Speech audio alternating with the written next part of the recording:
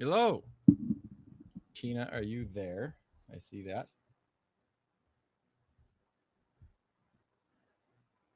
Okay. And I think Inaro's there.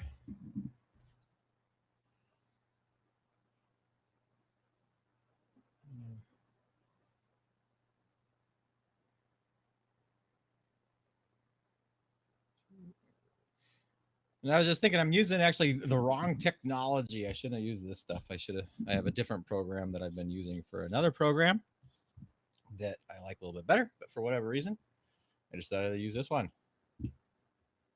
So we're just gonna wait a couple seconds here. Again, because this sounds like I'm getting some message here is that some people were trying to log in earlier and they couldn't because it doesn't let them come in before I enter the room, which is unfortunate.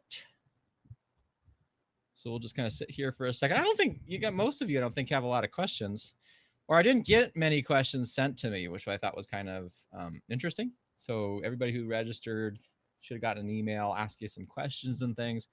And those questions, if I'm considering doing these similar sort of short presentations in the future, I have a ton of information I've realized that I need to get out into the world.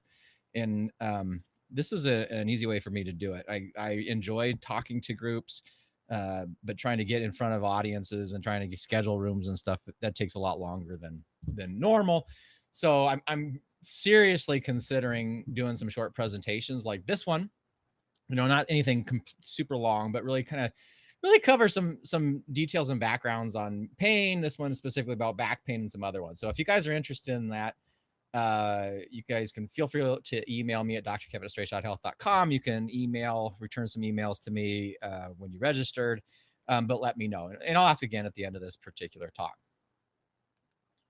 All right. Again, I'm just going to wait a couple more seconds. I got some messages stating that some people tried to log in and the screen wasn't ready. And really it's just because everybody is way more on time than I am. And so they were actually early for the webinar. And as I said, it doesn't let people come in unless I have opened the room with this particular program. But I can see a couple more people trickling in. This is great. Good to see you guys. Good to see you. And it looks like everybody can hear me okay because I can see in the chat box, which is also good. All right. Well, and then, all right. So we're just going to get started here. It's been like 2 minutes after a couple people can come in late. And I just want to give you a little bit of information on this particular talk. This is really about some brief overview on facts and falsehoods about back pain. And the goal for this informational session tonight, really, number one, is to increase back pain awareness. If you've gone to any of my talks, generally it's to increase pain awareness in general. This one is going to cover not necessarily some of the key pain points that we've talked about in other presentations, if you've attended any of my presentations, but really some key specific pieces about back pain itself. And then we're also going to address some common questions and confusions around back pain. This comes from a survey I've been running for the last couple of years.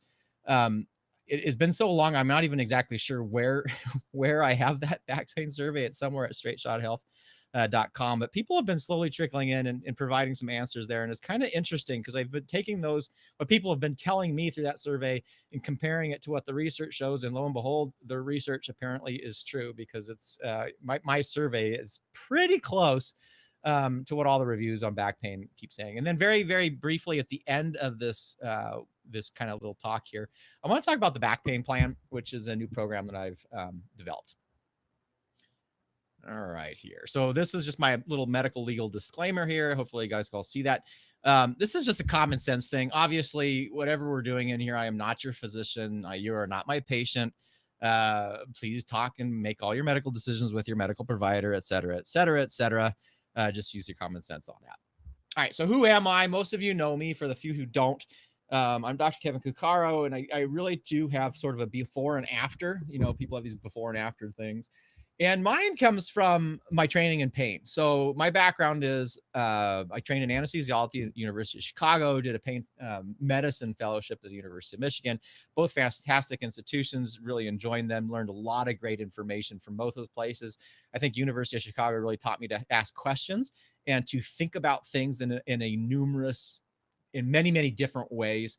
What was interesting is in anesthesia programs, a lot of times there is like the Northwestern way or the Rush University way or the Loyola way. And there was no way at the University of Chicago.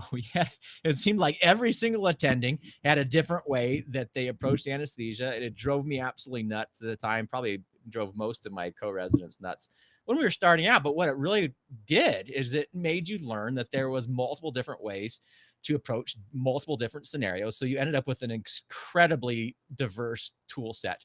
And you did lots and lots of thinking. When University of Chicago is sort of known for, I guess the politically correct way to say it would be a bunch of nerds, super super smart people doing some super super smart things and kind of weird, but a great institution. And then after that, did University of Michigan, a little bit different place there, a little bit more focused on.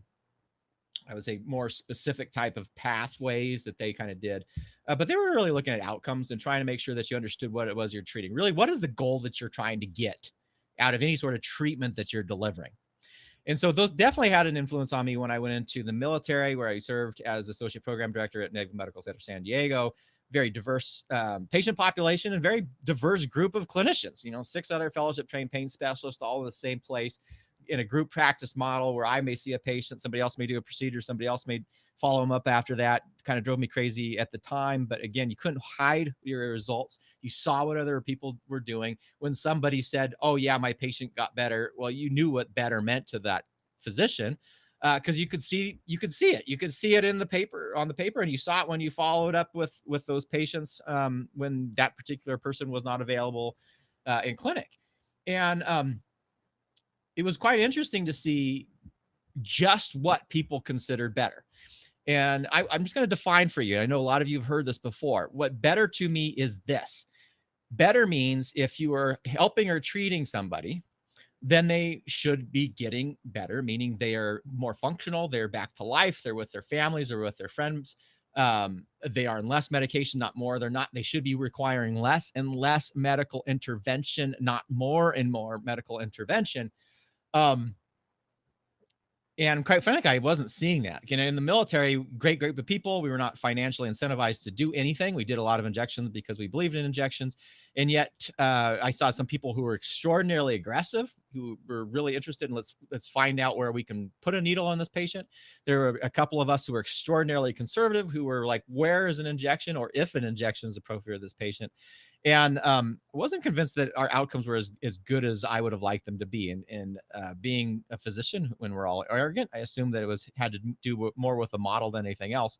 So when I left the military, came to Corvallis, Oregon. There was no other full-time pain specialist. I joined a medical group here, was practicing as a solo board certified injection specialist. And within 6 to 8 months, I realized that my outcomes were really no different than what I saw in the military, meaning, I had people coming into my office saying that they were quote unquote better, but I looked in the chart. If they weren't seeing me, I did a lot of neck and back injections. Maybe I did injections on their low back. And then a month after that, I looked at, saw in the chart that they had seen the orthopedic specialist and got injections in the knees. A month after that, they had seen the rheumatologist, got injections in the shoulders. And the month after that, they're back telling me that their back was hurting, or maybe it was their neck or something else.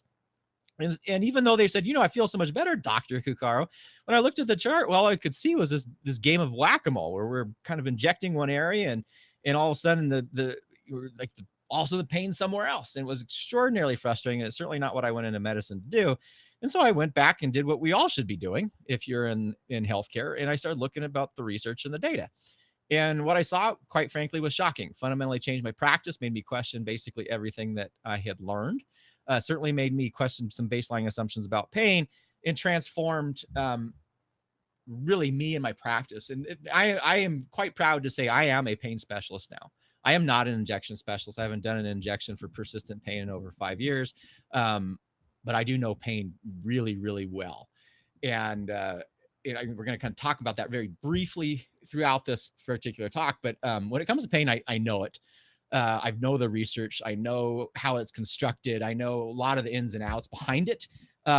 Where before what I knew was about how to do injections, basically. Because of this, I've done some work with healthcare systems. I did one of the largest education programs for really clinicians in 37% of the patient-centered primary care homes in Lynn, Benton, and Lincoln counties have gone through programs with me on pain education. I was selected after, well, in the middle of that, someone from the OHA kind of discovered that, and they asked me to apply for a clinical innovations fellowship, which I did. And during that process, they asked me to sit on the Oregon Pain Management Commission. And then I was also selected to work on the Health Evidence Review Committee for Oregon Health Authority on the Chronic Pain Task Force. Now, this was quite frankly shocking, and some of that's going to come up with this particular presentation. Well, when it comes to back pain, because what I talk about, and we're being very frank and honest about when it comes to the data, is not very favorable to what people would typically describe with the healthcare system. And me being a little bit of gun shy, I'm always wondering when these organizations are going to think about throwing me off, because I don't say things that are quite popular with healthcare. But it needs to be said. Now, the other part I should be very specific about is any information in this little webinar here is mine alone, and I'm not speaking for the Oregon Health Authority. I'm not speaking for Oregon Pain Management Commission. I'm only speaking for myself and no other organization here. So that's very important to understand as well. All right, so let's get into back pain a little bit and talk a little bit about what we see and what we know about back pain. And the fact about back pain is it's extraordinarily common. In fact, if you take cough, colds, and congestions, ear, nose, throat kind of things that are mostly irritating and annoying and to each and every one of us, if you take those out of the picture, the second most common reason people see a physician in the United States is because of back pain. So it's incredibly common. The other thing to realize, if we were live, I would actually ask you this, or if I was live and in person, so I can see your hands. If you have a spine, basically, if you have a spine, it is highly likely that you've either had an episode of back pain or you're going to have an episode of back pain in your life. In fact, based on your age, if you're anywhere over the age of 20, 25, I'd say you probably had an episode of back pain. Now, I've been in live audience and asked the same question: how many people have had back pain? People have raised their hand. Usually, maybe one or two out of every 5 presentations, somebody will raise a hand and say they ever have an episode of back pain.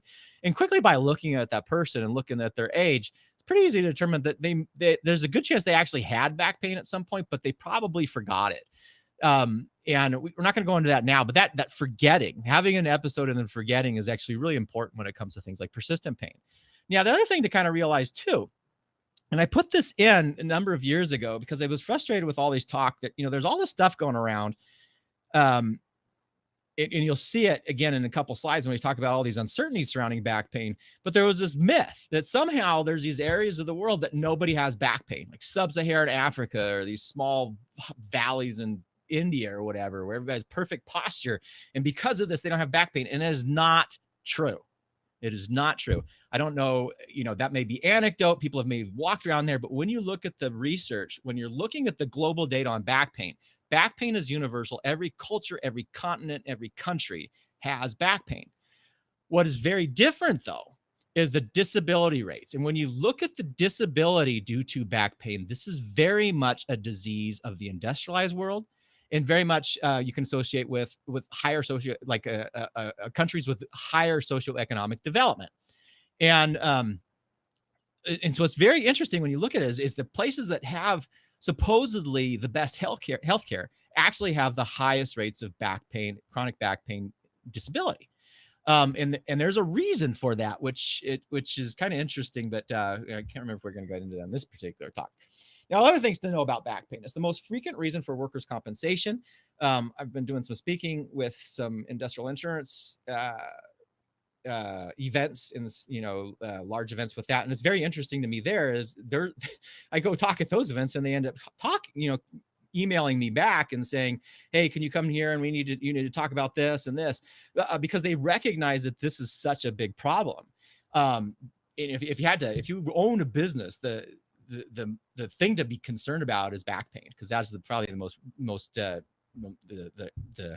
the most common reason that any one of your employees is going to either call in sick or is going to have actually claim outstanding against you. Now, when we look at things like Social Security disability, back pain is the number one cause of Social Security disability, particularly early Social Security disability, if you're under the age of 45. Now, the other of the top 5 are neck pain. And so we can look that in with back pain. It's all we would call spine pain for those, neck and low back. And the other one is other musculoskeletal pain, which is kind of a grab aid. And the last time to our anxiety and depression. And in some of the other talks and presentations and trainings I do, we go into that a lot of detail because there's a reason that you find those things all grouped together. Anyway, back pain being the number one cause for early Social Security disability. We're spending huge amounts of money on it. Back pain alone is estimated to be over $100 billion a year. Pain in general is estimated over $635 billion a year in direct and indirect costs. And again, back pain is about 100 plus billion of that 600 plus billion in direct and indirect costs. And we're spending amount of money. Now, again, if I was live with you, I'd also say, people are saying we need more money for healthcare. And that is not true. We're spending such astronomical sums on healthcare. What we really need to be doing is what's the value that we're getting for all the stuff that we're paying for? Because there's plenty of money in healthcare. The only problem is that we're directing it in ways that are ineffective and in some ways harmful. Now, back pain facts, and again, this is really the cost benefit ratio. When you look at what we've done for back pain, it's crazy.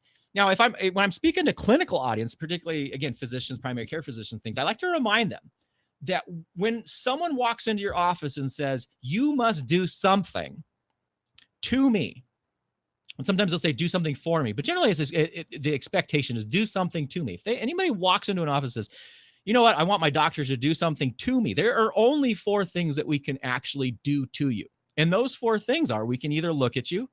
That means we can either order x-rays, MRI, CT scans, imaging type of things, or we can get lab work, some blood work and things like that. That's looking.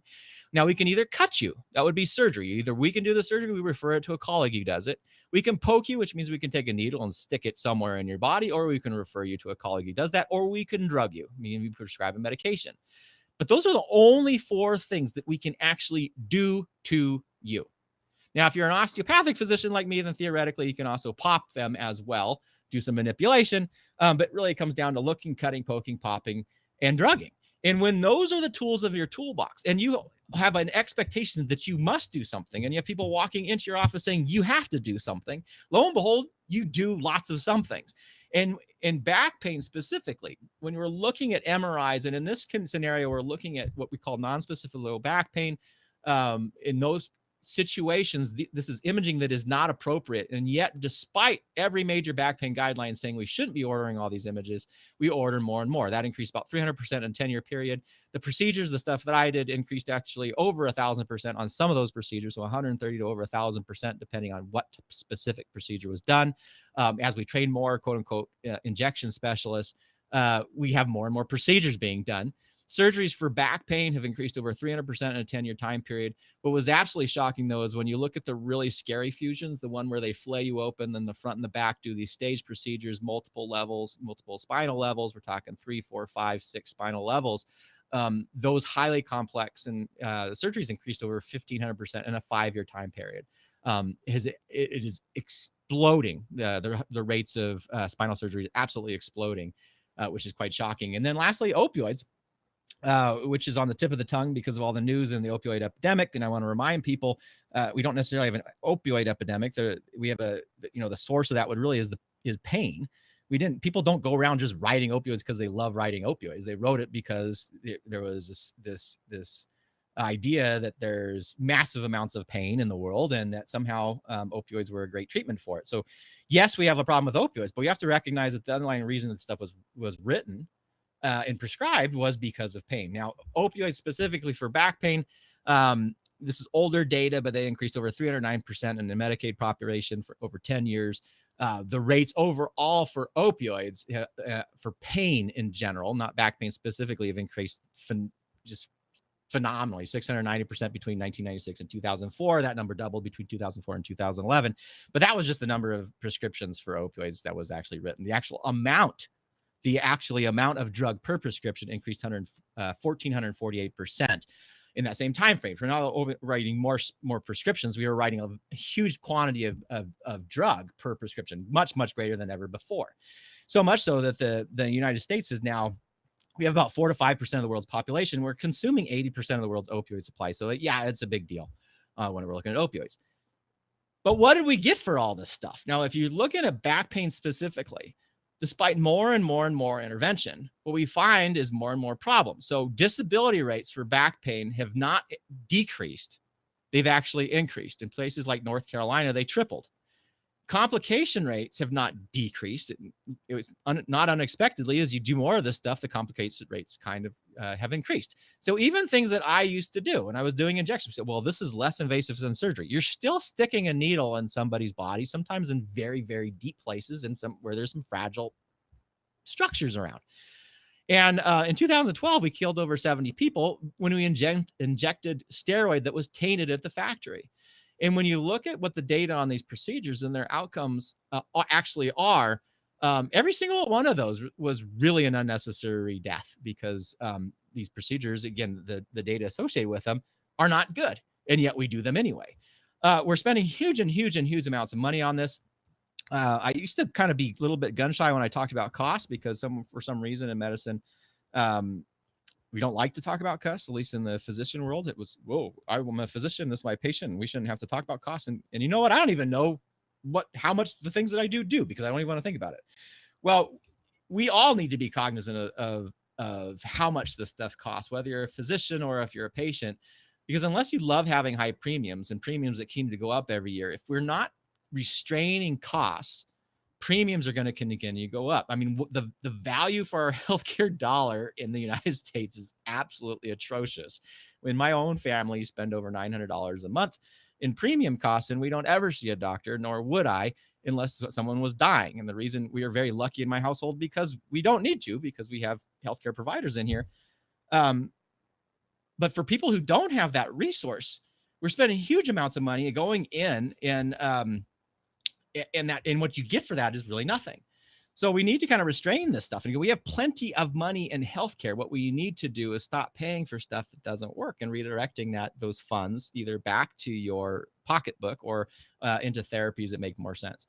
Now, the biggest one, though, when you're looking at back pain is despite all this treatment, we're not seeing any improvements in self-reports. We're not seeing people say they're getting better. In fact, what you seem to see is you do more injections, more surgeries, more opioids, and lo and behold, we end up with more and more pain. All right, so the next couple of slides are my specific stuff that have come out of my little survey that's been running over. I have over 100 people that have submitted, actually 126 people that have submitted information so far. And what you see is this kind of this little curve right here. And this is actually pretty typical, interestingly enough, is what you will see in the actual published data, which was kind of interesting to me, given my survey is completely really not research-based. It's just posted for anybody who wants to take it. And I'm not doing any formal analysis or anything. But you see that it does occur when people are younger, and it definitely occurs when you're older. But there's this higher peak period here between about 35 and 65.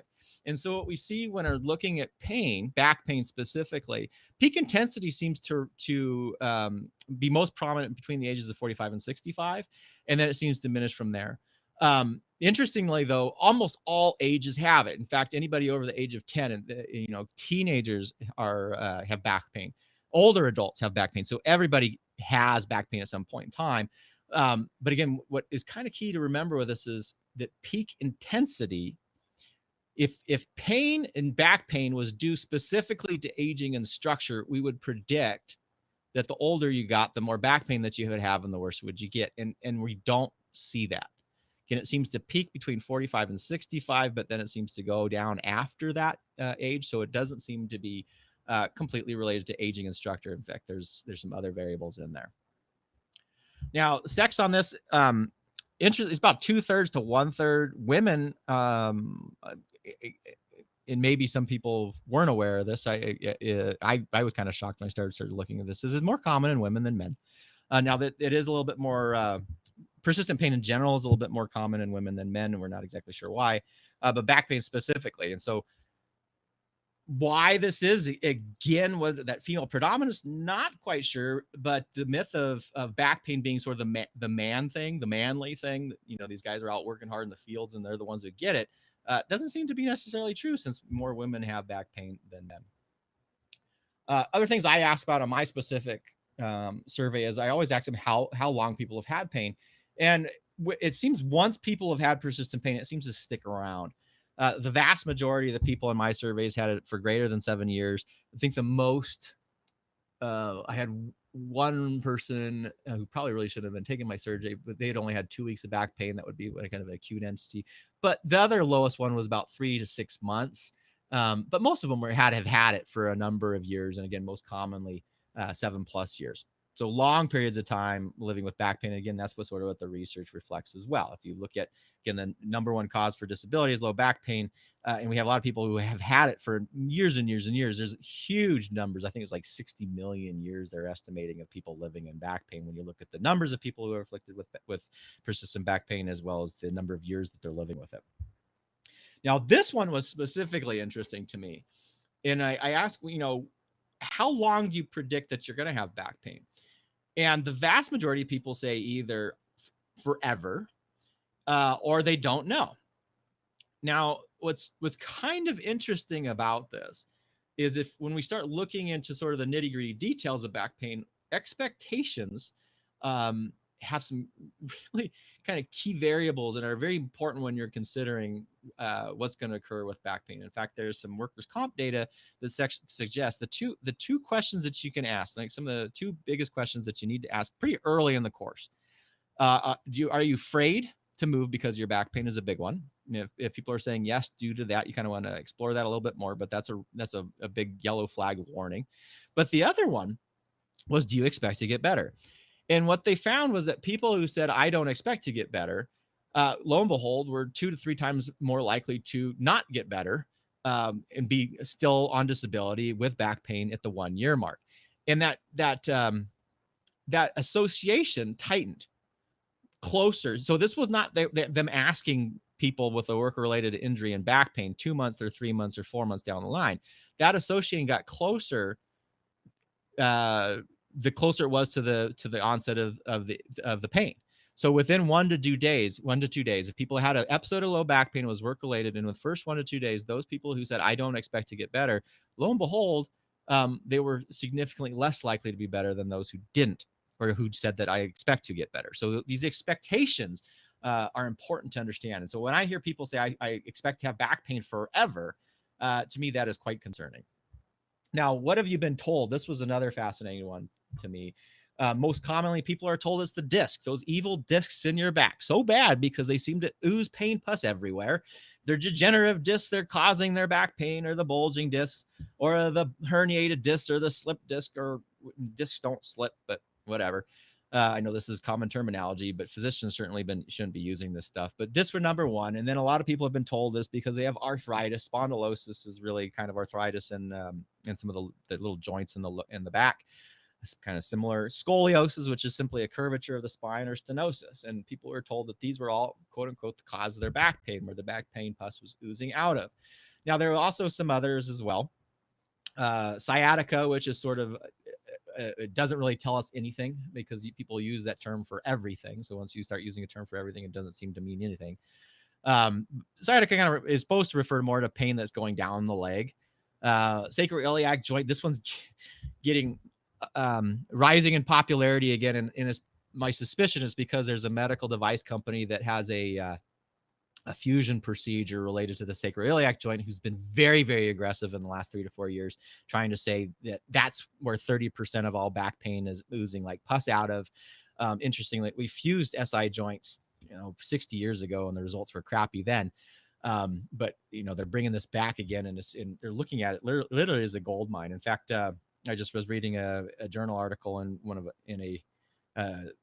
more of a kind of a business of pain journal, and one of the surgeons who has been really aggressive in pushing forth this technology was lamenting the fact that it wasn't a blue ocean, meaning that people weren't jumping all over the fact trying to get this procedure done, and they're working harder than they thought they would have to work to get patients for this procedure. Anyway, other ones were strains or sprains. Posture often gets blamed. It's because I have bad posture that my back pain, that I have back pain. And a lot of people have been told that their pain was getting worse. Now, I find this really interesting. And I have said this in the past. I'm not being, be completely transparent. In my before days, I would have said things similar. But it's very interesting to me when we are so unsure right? When you look at these answers and you see all this structural stuff, basically that somehow there's a piece of your body oozing pain pus out, but nobody seems to be able to agree other than that poor disc, which is maligned and so important. If people actually understood how important the discs were, we wouldn't be saying such nasty things about them all the time. But so uncertain of what is contributing to back pain, and yet oftentimes you get into your doctor's office and we can say, you know what, the only thing we know is that you're going to get worse, and that I think is a little bit unfair to be able to predict or sell out these kind of false prophecies that people are going to be doomed to have pain for the rest of their life. And I do think, kind of going off topic a little bit here, people are afraid of, for whatever reason, people are afraid of hope. And there's this, you never want to give people false hope. You never want to give false hope. And I'm not ever telling people false hope. But when you take all hope away, I'm going to tell you that has some significant repercussions for patients. And if you are someone who was told your pain was going to only get worse, I'm going to tell you that's not true. Because when we understand pain, that isn't true. You're not doomed to see your pain only get worse. Other things that people are told about, too heavy backpack when I was younger. So I find that interesting because 100 years ago people were carrying huge loads and they didn't seem to have back pain all over the place.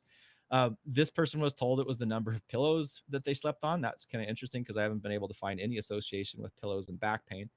Other people telling it was the bed that was causing it and that they need a massage, which is also interesting because all the literature, when you're looking at different mattresses, doesn't seem to be preventive or even a significant contributor to back pain. I these ones, it's like, you know what? You need surgery. Except we have no idea if that surgery is going to work or not. Well, really, if you have no idea that the surgery is going to do something, does that person actually need the surgery? Because you're kind of supposed to go in, if you're going to do surgery, with the expectation it's supposed to benefit your patient. And if you have absolutely no idea, why are you even offering the surgery? The other ones I want to look at here, this is sort of gallows humor. I apologize if anybody's getting upset when I'm laughing, but the ridiculous of this stuff, you have to laugh or otherwise you're going to cry. If you hear someone who is told, I must move my body to prevent damage and further pain, and yet somebody else was told the exact opposite, that their pain is because they wore out their body from too much movement, and there's nothing that you can do from it. Or one person actually was told by the first doctor to stop all their activity, and the second doctor, they said to resume all activity. So if you're frustrated with back pain, it's perfectly understandable because there's so many mixed messages when it comes out here about why you have back pain or why you don't have back pain. You go to 2, 3, 4 different doctors and you're going to end up with 10 different opinions on why it is that you have that. Overall, though, what you see are these massive frustrations about back pain. Again, these come up again and again. Number one is the pain. Pain is unpleasant by definition. There's reasons for it. Doesn't have to be a major source of suffering, by the way. I would say when you understand pain, it actually becomes less of a suffering modality there. But it's designed to be unpleasant. There's a reason for it. It is a negative motivator, but the frustration is there. And part of that frustration has to do with the uncertainty. This is a big one that comes up again and again and again, is the uncertainty. I don't know when I'm going to have back pain. I don't know what the cause of my back pain is. I don't know what activities to do. I don't know because, and you can see why there's lots of uncertainty because nobody can give you a straight answer on any of this stuff. And the last one was reflected in daily activities. This I can't do what I want to do. I seem to be doing less over time. So these are the 3 big frustrations that came out, again, in my specific survey, the stuff that people were telling me. But you also see these in the published research as well. In fact, one paper, which I certainly enjoyed a lot, there was 2 major roots. There's 2 major common beliefs when it comes to back pain. The first one was a fear belief, and that had to do with fear of loss of harm, that back pain meant that there was back damage being done. That was the big one. But the overall writing theme in it was that back pain doesn't make sense. Now, I'd be kind of curious, and if you want, go ahead and put it in the chat box, if you feel like it. But how many people, if you have back pain, does your back pain make sense? There's not a lot of people that it does make sense. So I kind of pulled out of that particular paper the 4 uns. The biggest one being the uncertainty, the unsensibility of back pain that doesn't seem to make sense, and because of there's no certainty behind it. If you don't know why, that's a highly distressful place to live. But it was uncontrollable. I mean, when you had the pain, it seemed like there was nothing that can be done to really control it well. That was unpredictable. A common frustration, people say, I don't know why I didn't hurt yesterday despite doing X, and today I didn't do anything, and now I was writhing on the floor in pain, extraordinarily unpredictable. And then the last bit, there was a frustration that people often think that they're going to have back pain forever, that there's nothing that can be done. They're quote unquote uncurable. And again, it's easy to see why when we start looking at these misconceptions and see what people have been told. When you're told 5 or 10 or 16 different reasons, that certainly doesn't lead to any certainty about your own body, your own pain, and what you can do for it. Now, big worries, lots and lots of worries. People are terrified of surgery, and yet in the same token, I've had people that are both terrified of surgery and convinced that they're going to have surgery. Because that's the only thing that is quote unquote going to be the thing that fixes their back pain. And yet there's a kind of a torn belief of it. It was a big common theme of surgery. Nobody wants this, and there's good reasons for that. Disability, if you feel like you're doing less and less over time, and you believe that your back pain is going to get worse over time, and that your spine is disintegrating, I would be scared of disability too. I'd be and if someone told you it's only going to get worse with time, then you start checking the box every day and saying, well, how many more good days do I have? So I can understand where that worry comes in. And then lastly, what we see that theme again is that worsening and uncertain future, that we don't know what the future is going to bring. But for a lot of people with back pain, all that they're somewhat certain of is that it's going to be bad. And really, we're just not certain how bad it's going to be. And that, I think, is really, really unfortunate that that's out there. Now, what are things that people have tried that haven't helped? Well, physical therapy, a lot of people said that didn't help. Drugs didn't help. Injections didn't help. Manipulation didn't help. Acupuncture didn't help. Exercise, massage didn't help. But then what did people try that did help? And lo and behold, things like activity, drugs, stretches, heat, cold, rest, chiropractic, physical therapy, or nothing. But what I wanted to kind of pull out with this is the number one thing when you look on that previous slide, they say exercise, physical therapy didn't help. And yet when we look on this slide, things that actually have helped. The reason I have activity larger is because far and away, the people who said think that what helped the most people on my particular survey at least a 2-to-1 margin was activity. It wasn't specifically paid to physical therapy, and physical therapy is not designed to be your physical trainer. They're there for other purposes, but really activity on a 2-to-1 margin for the things that seem to help people was the biggest. Now, the other thing I wanted to kind of call attention to, though, is when you look at this, there's this massive overlap between what didn't help some people and what helped other people. And it just makes me think about the heterogeneity when it comes to back pain, meaning there's something else that we need to be considering, because what you see through all of this stuff is almost all of these are what we call physical modalities, based on the assumption of either cutting, poking, or drugging you, or having to deal, thinking that there is a subluxation that's out of whack, or that there's some sort of mechanic that is wrong. So really body-focused therapies, and very inconsistent, though. Again, depends on the individual, and my suspicion it actually depends on who they saw. Okay, there's kind of a little key hint in there, because there's other things. If physical therapy or chiropractic manipulation on its a fundamental level worked, we shouldn't see this pattern of inconsistency. Okay. And the way I'm going to explain that is, if you look at something like an antibiotic, so an antibiotic that kills bacteria, and if we have a specific bacterial infection in your body, we tend to give you a specific antibiotic for that. And we can put an association between the antibiotic and the recovery from that bacterial infection. Right. And that's consistent. It doesn't matter who you are, and it doesn't matter who's giving you that antibiotic. That means that really we can measure the direct effect of the antibiotic. But when we look at things where you have same treatments with completely different results for different people, and sometimes based on who is administering that treatment. We have to be thinking broader than simple cause and effect.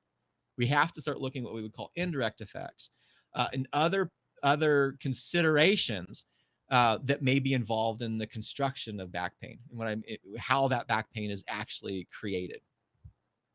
So other common questions that I get, a lot of it is, how do I get rid of back pain? How do I prevent back pain? Why do I have back pain? Again, there's that uncertainty, and people it doesn't make sense. In other ones, core, pelvic floor, specific cause, best cure, relief, are these permanent solution? And I do want to say, though, again, this idea that somehow there's this direct correlation between structure and pain. Whether it is a joint in your back, or it's weak core muscles, or something. There's a firm belief that somehow pain oozes like pus, and back pain specifically is oozing out of these structures in the back. And again, I want to just kind of point out this inconsistency between these body focused therapies and the outcomes that they're receiving. There's got to be something else involved in here other than structure, other than muscle, other than tissue itself.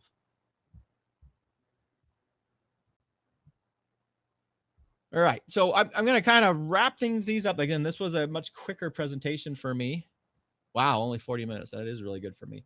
And I just want to say, really, the keys. Okay, this was not meant to be an in-depth training on this stuff. Okay, it would certainly take longer. Because we have to kind of go through step by step and get the key information that we need to be talking about here. But I do want to leave you with this, okay? There are two key things to remember at all times when it comes to back pain. Two key things. And the first one is badness is rare with back pain. Now, what do I mean by badness? Badness are those bad things that if you had them, whether or not you had any back pain, they would be bad. That's a lot of B's. These are things like cancer. If you have cancer in your spine, whether or not you have back pain, that isn't good for you, right? If you have cancer moving up and down your spine, invading tissues and things, whether or not you have pain, it probably needs to be treated. Another one would be infection. So if you have an infection anywhere in your spine or in the muscles, really what we're looking at is the spaces around the spinal cord, or the bones in the intervertebral column, which are, you don't want to get infections in there. But if they do have an infection, that is bad. And lo and behold, if you didn't have back pain, we would still want to treat that. Okay. Then the other ones with badness are things like trauma. If you have broken bones in your spine, so now your spine is not moving the way it should, and it's actually it's like a pipe with electrical cables in it. And if the pipe gets broken, and now those electrical cables are getting pushed and sheared and things, so the electrical signal to in your house trying to go into your TV or whatever is getting interrupted, and that can be bad, obviously, in your house. But in your body, the same thing. If you break the bones, and there's what we call true instability, not the instability that most people are talking about, which is nonsense instability, but true instability, when we're starting to see nerves and nerve roots getting compromised, where people are losing function in muscles, and they're having, they're peeing or pooping on them themselves, or most commonly they can't pee. This inability to pee. Those are all bad. But that badness, in those specific cases, the way to distinguish badness is to understand whether or not someone's having pain. If those were present, we would want to intervene in the medical system. Those people would need surgery, because whether or not they had pain, bad things can happen. And hopefully that kind of makes sense. And what I want to say over and over again, though, is these bad things are extraordinarily rare with the vast majority of back pain out there. Okay, I would say, the data points to less than 10%, but really it's probably closer to less than 1 or 2%. And again, probably less than 1% in these scenarios. These really bad things are extraordinarily rare. So the way you kind of take that is, if you've had back pain for longer than 3 to 6 months, and if you've ever seen a physician who's done any sort of workup on you at all, the likelihood of you having badness is extraordinarily rare. Okay, extraordinarily rare. Now, understanding that, The second part is if there's only one thing, without knowing anything about back pain, if you only had to pick one thing to do, it would actually be movement. Remember I said in that one slide, the people on at least a 2-to-1 margin, the people who were getting better, who had gotten better from back pain or had significant improvement, were the people who moved. And what we do know is it doesn't seem to matter what type of movement you do. People, well, it has to be yoga or Pilates or core muscle, blah, blah, blah. It doesn't seem to, as long as you move, it's good. And now what's interesting about this, people would say, well, if I'm moving, it must be because those back muscles are getting stronger and that's causing the pain pus to stop. And that doesn't seem to be true. It isn't necessarily the intensity of the exercise that you're doing. Again, it wasn't a specific type. It's the fact that you're doing it. And why that's important is there's more than just muscles that get exercised when you move. Okay, there's more going on when you move than just the musculature. And more than just the ligaments, and more than just the tendons, and more than just the bones. Okay, there's things that are going with your cardiovascular system, and there's actually changes related in the brain itself. Okay, so exercise it doesn't just exercise muscles, it actually exercises your brain. And those brain effects, the things that it's doing there, are extraordinarily important for back pain, and yet vastly underappreciated. Now, obviously, this makes it really easy, right? If we already know the two things, one, that badness is rare, so the likelihood of some of these horrible, awful things to occur is between slim and none, and that movement is good, then anybody and everybody who has back pain should be getting better. And unfortunately, that's not true. And really, what I think is missing, okay, now we're getting into more Dr. Kukaro, interpretation of tons and tons of research, but I'm going to say this is really specific to me. What really seems to be missing here is a systemized process.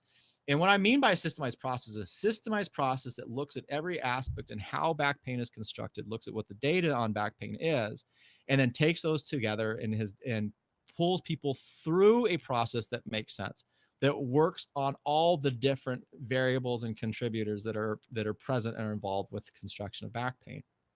And to make that in a very systemized fashion, where we're not doing this hit or miss thing, where we're not doing, doesn't make rhyme or reason, or giving people conflicting messages and telling them one thing and then the next week telling them something else, but really doing it in more of a systemized process. Systems, this is really the kind of the goal with anything. If you can get the system that makes sense, lo and behold, then we have a reasonable expectation that people are going to get better.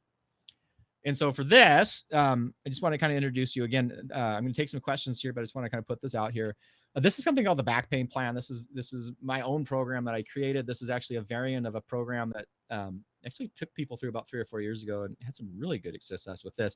And I've taken all that information and updated it. I've certainly improved over the last 4 years, and revamped it and really focused again on this pain transformation process. I'm going to bring this again. If anybody's interested in this program, this is really key. It's the process.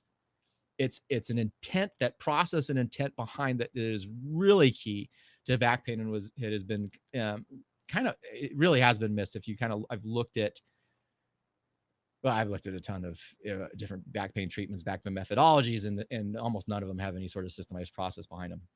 But this particular is video-based program. There's 6 videos to it.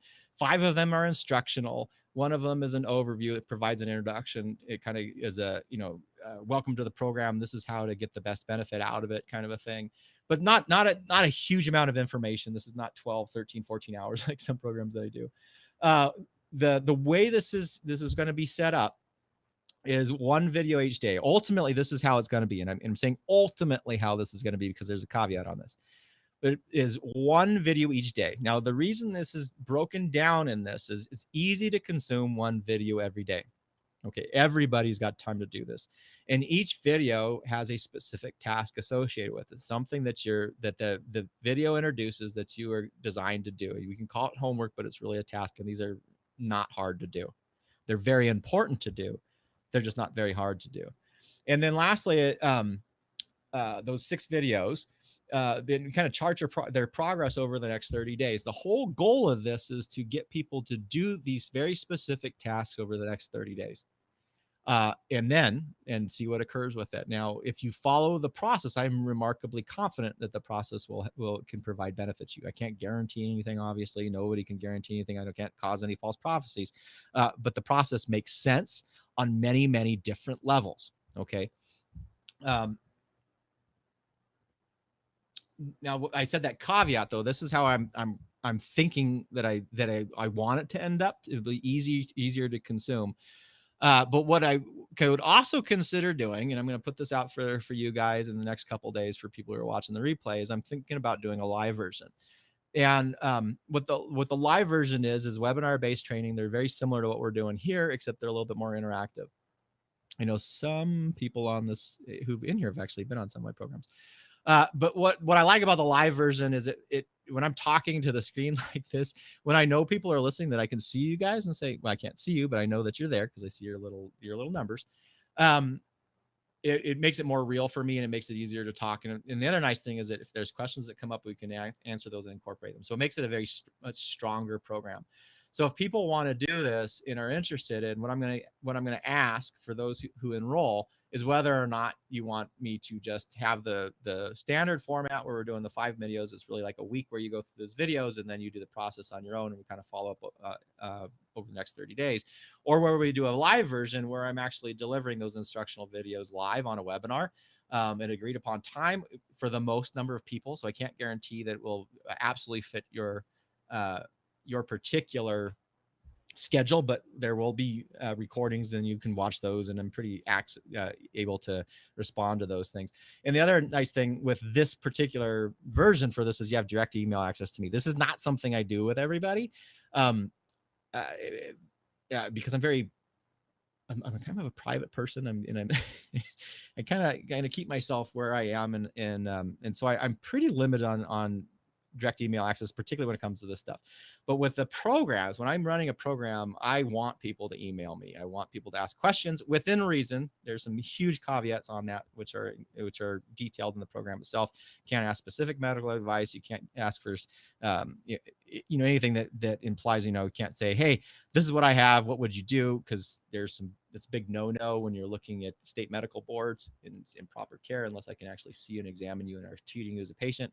But general questions about some general principles are completely fine. And actually, I bring this up every time I'm running a program and I'm talking about the possibility of direct email access to me, and it has not been a problem yet. But I just kind of want to make sure that we're aware of that. So this particular version will have direct email access to me. And again, this is more to make sure. I want to make sure that as I have taken this information, updated it into this process from what was already a really good program, and really in the goal is to create a great program out of it.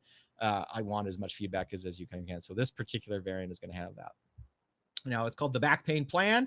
And if you're interested in signing up to that, all you have to do is go to thebackpainplan.com. Make sure you put www. Because if you don't do it for whatever reason, it doesn't go to the website. Yeah. So the question is, so one video a day for a week, and then 30 days of checking in with you, or 30 days on your own, following up on the videos instructions. Really, what it is ultimately going to be set up for down the line, not with this particular version. It's going to be those 6 videos. There'll be introduction, and then the next one will open up the next day. So it'll be basically 6 days of videos. So 1 week. And then there's 30 days that you will be checking in on your own. So with future-based programs, people won't have email to me. They won't necessarily be checking in with me directly. What they're going to have is a journal. And then that journal, they're going to be checking in with themselves, which is kind of the ideal scenario. For this one, with the direct email access, I want people to be checking in with me. Again, I want to make sure that they're doing the work. That's like the key. It is not intense, by the way. It is not crazy.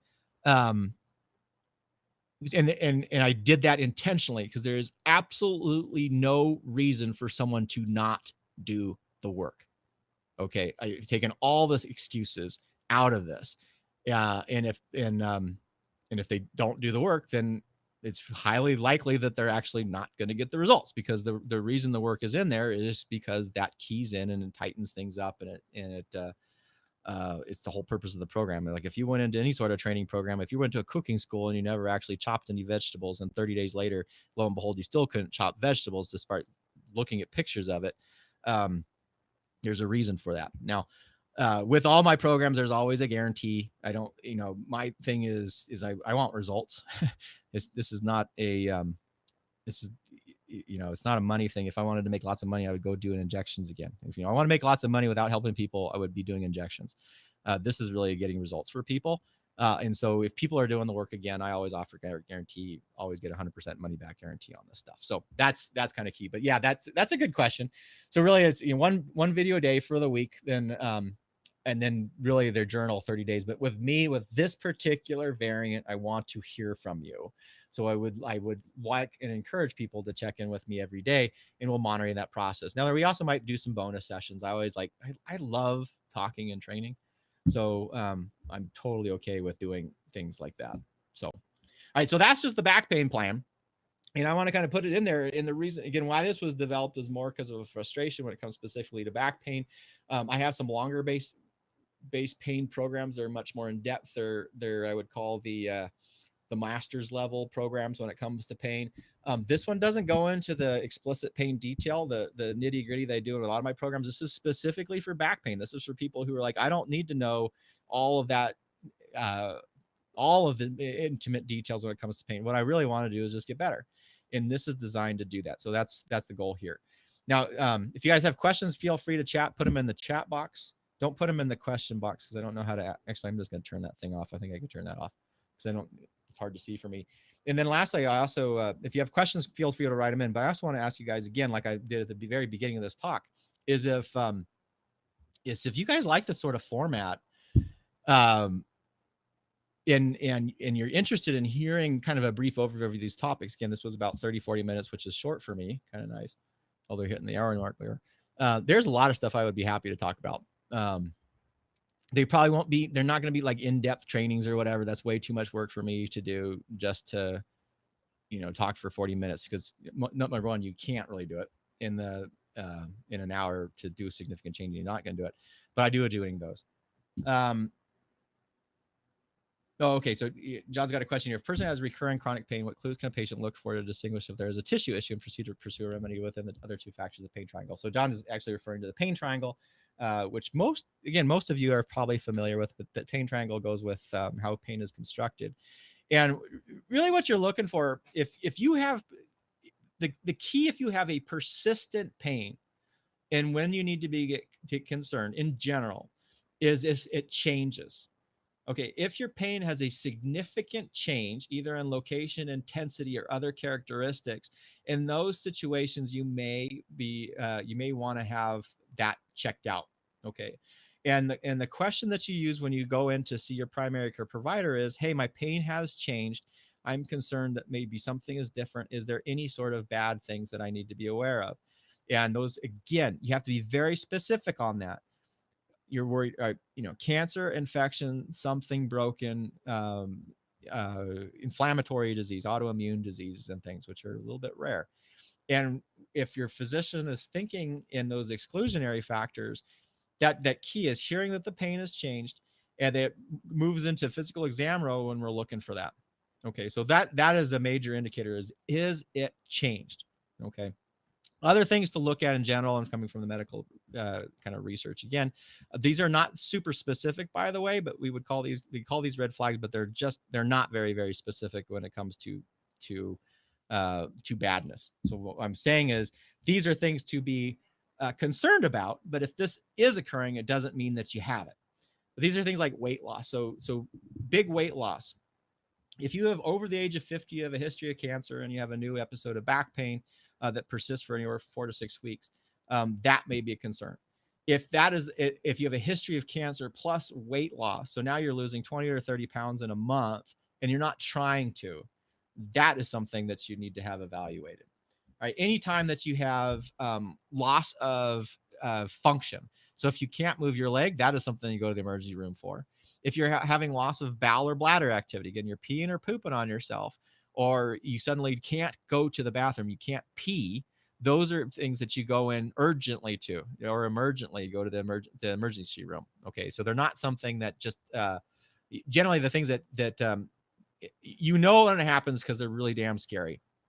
if you're like have some urgent, a little bit of urgent incontinence, or maybe you have for one day you can't pee very well, that is generally not something to be too concerned about. It's the sudden onset and severity is that we're looking at.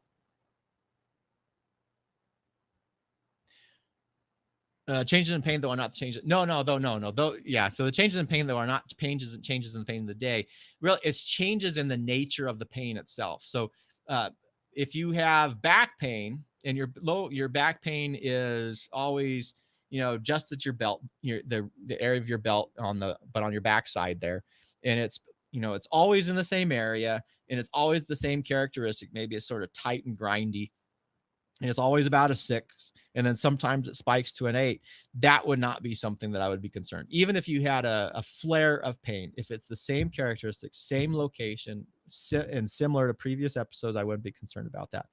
The concern would be, all of a sudden I'm having back pain, and it now it has a piercing characteristic. It feels like it's shooting up into my kidneys, and I have when I try to go to the bathroom, it hurts really bad, and my urine is different. That is different.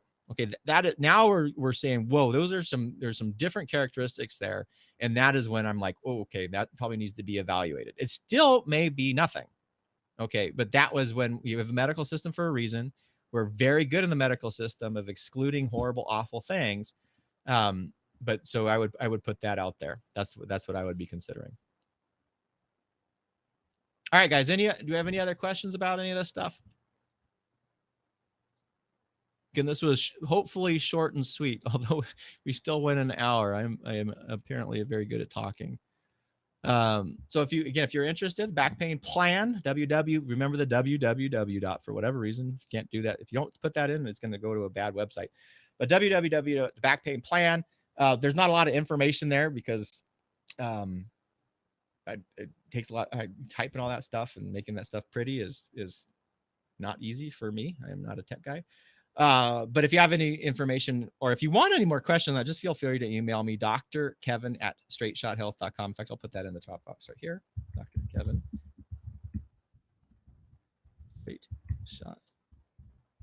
Straightshothealth.com. If you got an email from me, just hit those replies. If you registered, you should have got an email from me.